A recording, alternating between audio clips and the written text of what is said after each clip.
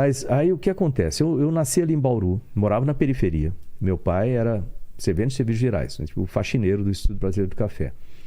E eu não tinha dinheiro para nada. Eu era um garoto brincando lá na periferia com coisa. Guerra normal. de mamona, jogar bola, descalço, jogar bola na aquela rua, coisa. descalço, Né? saiu o tampão do dedo. Exatamente. Né? Aí, mas eu queria ser piloto, né? Então eu ia lá para o clube, falava com os pilotos. Você não queria ser astronauta? Porque eu queria quando era criança. Não, eu queria ser piloto primeiro. A ideia minha era ser piloto. Mas de caça ou de avião normal? Assim, Piloto. Aí eu ia lá no aeroclube, não tinha dinheiro para pagar a hora de voo. Aí os caras falaram assim, pô, entra pra Força Aérea. Na Força Aérea você pode ser piloto, você pode ser, né, ter uma carreira e tudo mais. Mas tem que passar no vestibular, tem que estudar. Ótimo. E além disso eu tinha que trabalhar. Então eu consegui meu primeiro emprego com 14 anos como eletricista aprendiz da Rede Ferroviária Federal. Nossa! Aliás, outro dia eu fui lá de Campinas a Jaguariúna, tem um trem que faz um trem de turismo, né?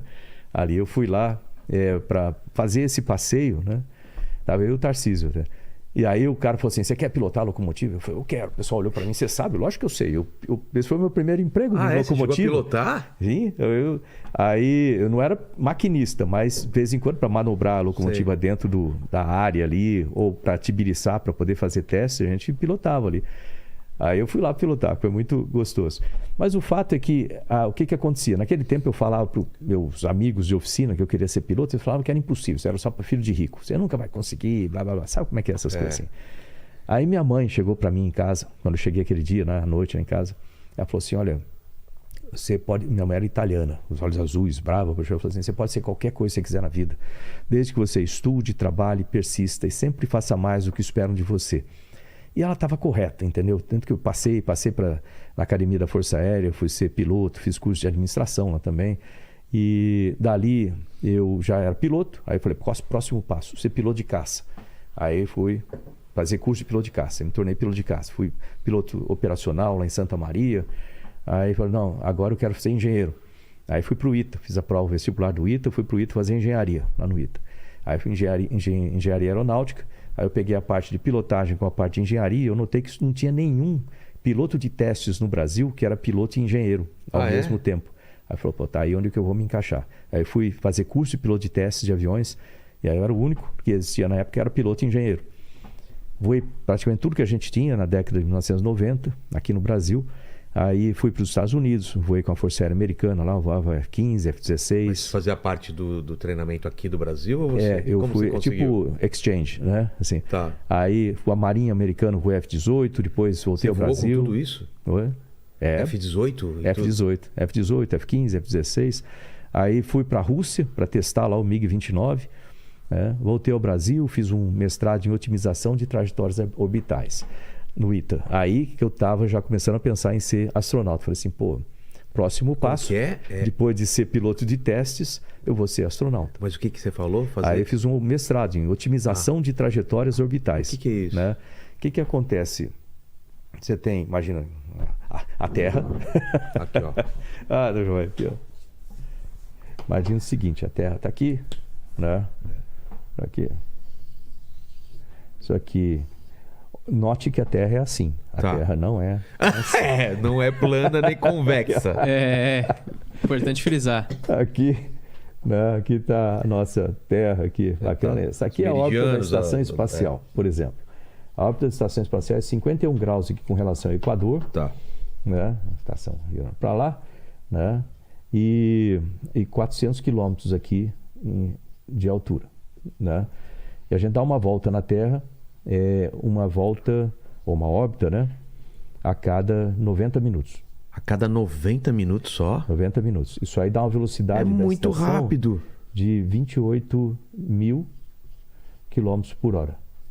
Lá dentro você não sente isso, né? Não, eu não sei. Mas você tem que ter essa velocidade para se manter lá. Isso dá, se você for ver isso aqui, dá mais ou menos, em 1 segundo a gente anda 8 quilômetros. Em 1 segundo? 1 segundo, 8 quilômetros. Nossa! Então você vê que é uma coisa muito dinâmica, total. Né? Isso aí tudo. 90 minutos dá uma volta em volta da Terra. Aí se o Sol estiver lá, 1h30, né, iluminando aquela parte da Terra, você passa 45 minutos no dia, 45 minutos da noite. Exato. Né? Aí o que acontece? Para você fazer mudanças de órbita, né? Se você olhar a Terra aqui por cima, agora, né? Aqui isso aqui é a Terra, né? Tá dando para ver aí? Tá dando Aqui, aí? Aqui é a Terra, aqui você está numa certa órbita, você quer mudar para aquela outra órbita aqui. Então você tem que aumentar a altitude de órbita e você tem uma certa velocidade aqui, V1 e V2. Para escapar e vir para cá. Então, para você chegar lá, não adianta você girar o propulsor aqui no Z e acelerar para lá. Isso não vai funcionar. Vai gastar muito combustível e não vai ter o resultado que você quer. Então, o que você faz é você aumenta a velocidade de órbita. Quando você aumenta a velocidade de órbita, naturalmente você estabiliza numa órbita mais alta. É mesmo? Só pela velocidade? Pela velocidade. É força centrífuga, alguma coisa assim? Isso porque, se você pegar a aceleração centrípeta, né, a velocidade sua aqui tangencial dividido pelo raio, você vai ver que quanto maior a velocidade, maior o raio para você estabilizar e compensar, né, a gravidade. Então, na verdade, você é subir aqui para outra órbita. É isso que você estava estudando. E aí tem umas certas mudanças, que o pessoal chama, mudança de Hoffman, etc. Então, é isso que eu estudava lá, otimização de trajetórias orbitais. Aí, de lá, mandaram para os Estados Unidos fazer mestrado e doutorado em engenharia de sistemas. E quando eu estava nos Estados Unidos fazendo doutorado, o Brasil entrou no programa da Estação Espacial Internacional. Aí apareceu minha chance. Isso que é interessante, você precisa se preparar, né, para quando aparecer alguma coisa, você está no ponto de ônibus certo, para poder pegar o ônibus que passa. O lance da sorte é o seguinte, a sorte acontece, a chance acontece, mas você tem que estar preparado. Você tem que estar preparado. Você não passa o bonde e você... Então eu estava preparado naquela época lá.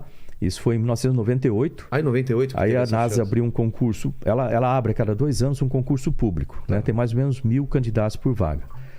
E aí abriu o concurso público, eu sabia que eles precisavam selecionar um astronauta brasileiro, eu me inscrevi e fui selecionado pela NASA. Aí eu saí lá de Monterrey. Todo esse histórico de pilotar e tudo. Eu já era piloto, já tinha experiência operacional. Né? Era piloto de caça, piloto de testes de aviões.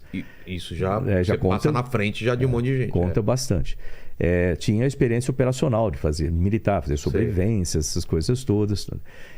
Eu tinha engenharia. Né? Eu tinha experiência na área aeroespacial. E eu estava fazendo doutorado em engenharia de sistemas, que também é uma coisa importante para eles lá.